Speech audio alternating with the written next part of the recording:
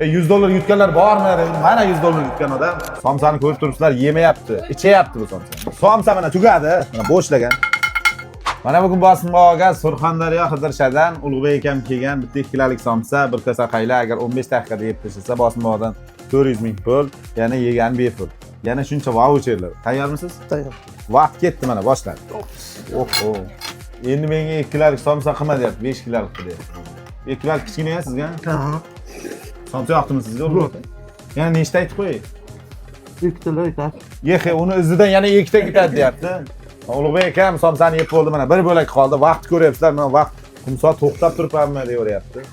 Surxondaryoda butunlay qo'ylar deyorgan ekan. Vaqt hali 5 minutdan bo'lgan yo'q, somsa tugadi mana. Bir bo'lak somsa. Yaqinda ezilib, hilvirab ketadi. Bosing, mana oxirgi so'nggi somsalarni yeyapti. Bosing Ulug'bek aka. Qo'ymadim. Laganni yemaysan. Qo'ying. Qaylaga o'tib ketdi mana. Mana bo'sh kosa. Bosing aka. Ulug'bek aka. Mana yeb bo'ldi. Ulug'bek akam gap bo'lishi mumkin emas mana. Bo'shlagan bo'sh kosa, vaqt qarang, vaqt. O'yin halolmikan? Ha.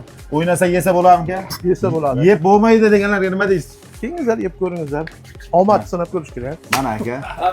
Kelaverasizlar, Bosimboga mehr somsaga shunaqa polvonlarni kutib qolamiz.